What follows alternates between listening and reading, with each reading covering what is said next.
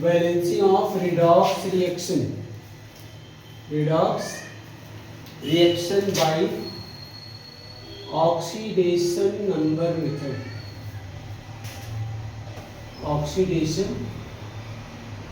method. Balancing of redox reaction by oxidation number method. ठीक है, तो इसमें स्टेप वन लेते हैं बेटा. Right the skeleton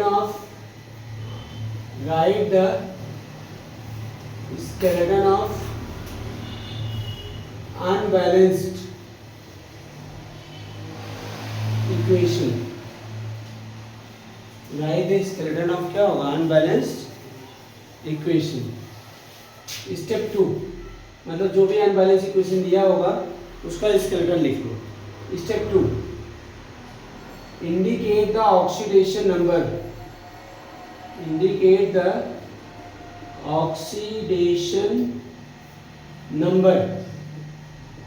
of each element in the reactants and product.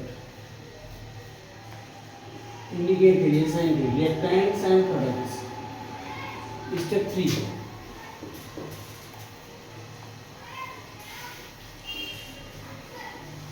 क्या बेटा?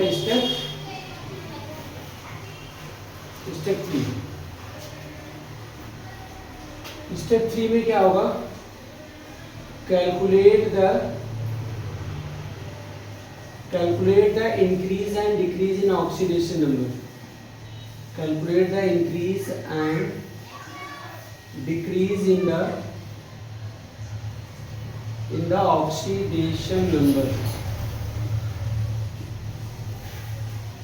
Calculate the increase and decrease in the oxidation number. Step 4, हर स्टेप को समझिए. Equalize the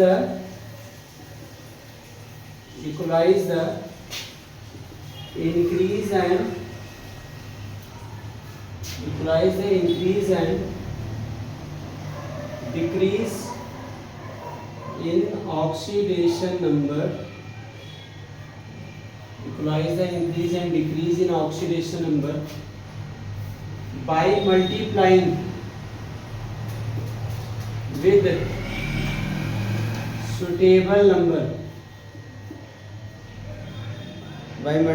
with suitable number.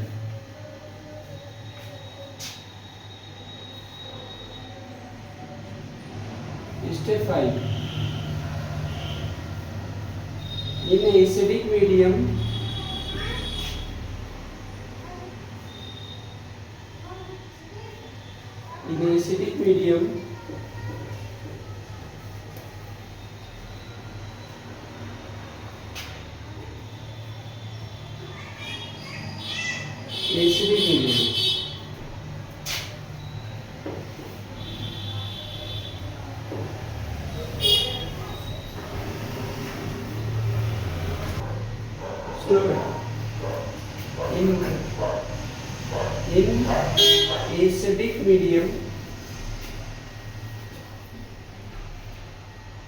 charge is balanced by H plus sign, while in basic medium charge is balanced by adding OH minus sign. In water, अगर water में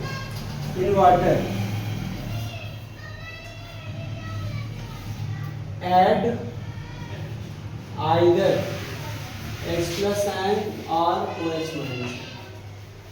देखिए अगर acidic medium है तो charge balance bye क्या होगा? H plus ion. Basic medium है, charge balance bye क्या होगा? OH minus ion. And in water मतलब न्यूट्रल मीडियम है तो क्या करेंगे, add either H plus ion or OH. Now step 6. Now balance the number of hydrogen atom by adding water.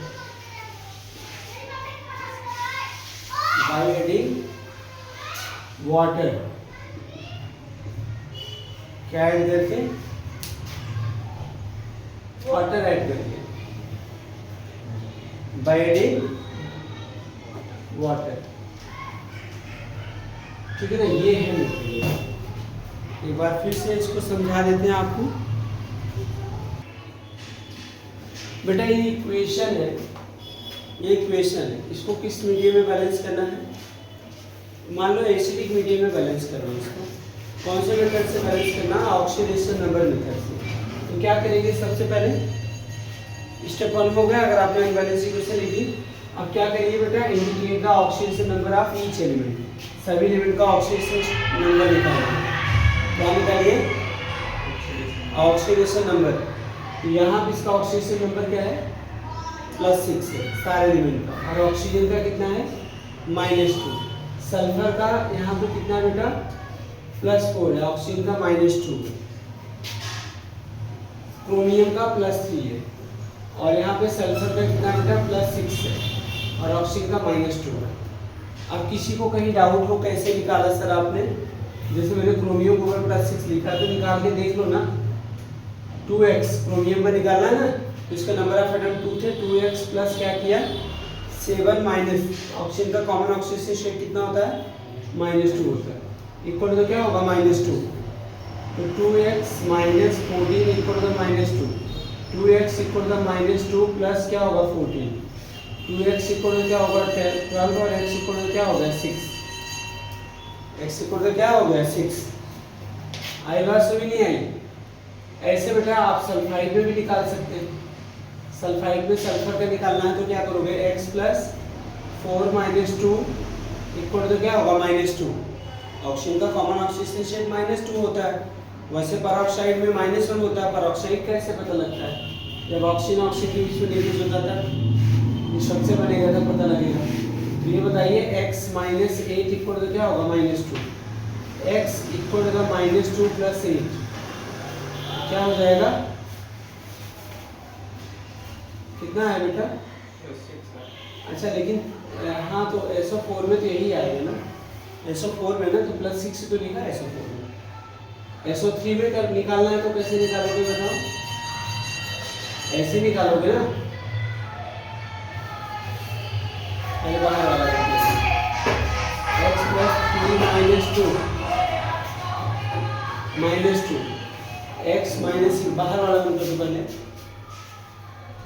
-2 equal to -2, तो x -2 plus 6। इसका देखो +4 आया कि नहीं है? क्रोमियम पर 3 चार्ज है, तो इसका ऑक्सीडेशन स्टेट क्या है? आगे से भी नहीं है तो इंडिकेट कर लिया। दूसरा स्टेप समझ में आया कि नहीं आया? इंडिकेट कर लिया आपने ऑक्सीडेशन नंबर सभी एलिमेंट्स का। अब क्या देखिए, इंक्रीज और डिक्रीज इन ऑक्सीडेशन नंबर। +6 से क्या हो रहा? +3। यहाँ पे ऑक्सीडेशन नंबर डिक्रीजेस बाय कितना यूनिट? 3 यूनिट। क्यों? कहाँ से पता लगा? यहाँ +6 से यहाँ क्या होगा? +3 हो गए। अच्छा, और किसका ऑक्सीडेशन चेंज हो रहा है? सल्फर का +4 से क्या हुआ? 2 ऑक्सीजन। तो यहाँ पे तीसरा स्टेप कर दिया, oxidation number increases by 2 unit. Oxidation number increases by क्या होगा? 2 यूनिट। अब मैं आपको बता रहा हूँ, यहाँ पे ध्यान रखिए। Total decrease in oxidation number, total decrease in, यहाँ ध्यान रखना, अभी लिखने में ध्यान मत दो। Total decrease in oxidation number बताओ कितना है? Total decrease 3 units 5। हाँ, total 5 oxidation number decreases by कितना है 3 यूनिट है ना। तो total decrease in oxidation number बताइए कितना डिक्रीज हुआ 3 नहीं हुआ। यहाँ मैंने पर एटम निकालना है। यहाँ क्रोमियम के एक एटम का क्या हुआ +3 डिक्रीज हुआ। तो यहाँ कितने हैं क्रोमियम के 2 एटम है। तो आप क्या कर लेंगे उससे मल्टीप्लाई करेंगे। तो टोटल डिक्रीज कितना मानेंगे समझ आया। जैसे 3 यूनिट डिक्रीज हो रहा था पर एटम, लेकिन टोटल डिक्रीज कितना होगा। अब जैसे 2 एटम है तो दूसरे वाले में तो 3 होगा, तो टोटल कितना डिक्रीज हो गया 6। आई बात सुने। अच्छा total increase in oxidation number यही तो करना है। Calculate the increase and decrease in oxidation number वही तो कर रहे हैं। यहाँ समझना total increase in oxidation number कितना इंक्रीज हो रहा है। सल्फर का +4 से कितना +2 कितना हो रहा है बताइए +2। आप एक काम करिए 2 हुआ। अच्छा यहाँ सल्फर का तो एक ही एटम था 2-3 तो नहीं थे ना। देख लो सल्फर का इधर भी एक है इधर भी एक है। कहीं भी किसी साइड में अगर होगा ऐसे ना किसी भी साइड अगर होगा तो क्या करेंगे बताओ मल्टीप्लाई कर लेंगे उस नंबर से। तो यहाँ सल्फर के एक एटम है तो इसको यही रहने देते हैं। अब हमने क्या करा चौथे स्टेप में equalize the increase and decrease in oxidation number. क्या इक्वलाइज करना है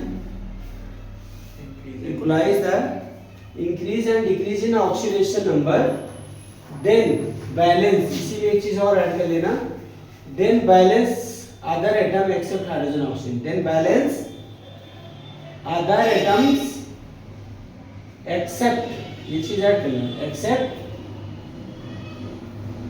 H और O hydrogen oxygen. Equalize the increase and decrease in oxidation number by multiplying suitable number. समझ में आया ना। अच्छा अब यहाँ पे टोटल डिक्रीज कितना हुआ 6 और टोटल इंक्रीज कितना हुआ 2। तो इसको कैसे इक्वलाइज करें किसी सुटेबल नंबर से क्या करके मल्टीप्लाई करें। तो इसको कर दे 3 से मल्टीप्लाई 3 का कितना होगा और इसको कर दे। अब टोटल इंक्रीज और डिक्रीज क्या होगा इक्वल हो गया। अब ये जो नंबर आपने मल्टीप्लाई किया है उस नंबर को यहाँ इस वाले इक्वेशन में मल्टीप्लाई करके रखना पड़ेगा। Cr2 7 माइनस प्लस मैंने इधर मल्टीप्लाई कर दिया लो SO3 माइनस दो तरफ एक है तो किसी तरफ भी मल्टीप्लाई कर लो। Cr क्या होगा और इसमें तो 1 ही है तो 1 से मल्टीप्लाई करोगे तो क्या होगा 1 ही रहेगा ना। Cr3 पॉजिटिव प्लस क्या होगा SO4 नेगेटिव। अब हमने फिर उसके बाद क्या किया है सुटेबल नंबर से मल्टीप्लाई कर दिया। Balance the other atom except hydrogen oxygen. Other atom balance करो। क्रोमियम कितना है और यहाँ पे कितना 1। तो इससे किससे मल्टीप्लाई कर दे 2 से। यहाँ पे सल्फर कितना है और यहाँ पे 1 तो किससे मल्टीप्लाई कर दे 3 से। अब मैंने क्या कहा था चार्ज एसिडिक मीडियम में। अब इसमें क्या बैलेंस करो चार्ज 2 नेगेटिव है फिर उधर कितना हो गया 6 मतलब 8 नेगेटिव हो गया और इधर कितना हुआ 6 पॉजिटिव हुआ और इधर -6 बोलो 6 नेगेटिव है तो 0 हो गया इधर और इधर क्या था